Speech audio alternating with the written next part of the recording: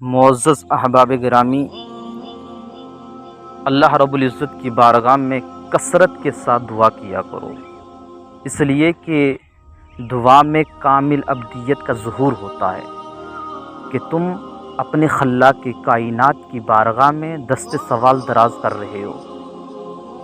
تمہیں پتہ ہے کہ تمہیں کس سے مانگنا چاہیے، تم اسی سے مانگ رہے ہو جو تمہارا رازق ہے، تمہارا مالک ہے، جو ارحم الراحمین ہے، احکم الحاکمین ہے، جو رب العالمین ہے۔ تم اس کی بارگاہ میں دست سوال دراز کر رہے ہو۔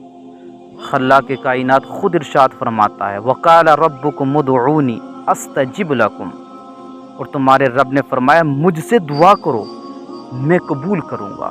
تم اللہ رب العزت کی بارگاہ میں دعا کرو گے، اللہ رب العزت تمہاری دعا کو قبول فرمائے گا۔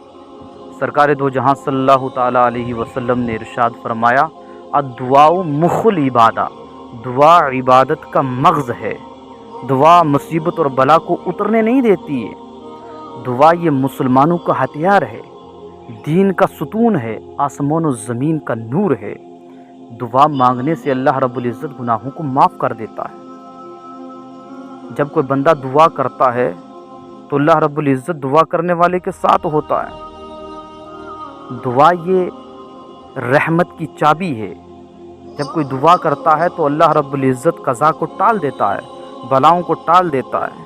عزیزان ملت اسلامیہ، جسے اللہ رب العزت نے دعا کی توفیق دے دی گئی، اس کے لیے اللہ رب العزت نے رحمت کے دروازے کھول دیے ہیں۔ اس لیے عزیزان ملت اسلامیہ، کثرت کے ساتھ اللہ رب العزت کی بارگاہ میں دعا کریں، اللہ تمہاری دعاؤں کو قبول فرمائے گا۔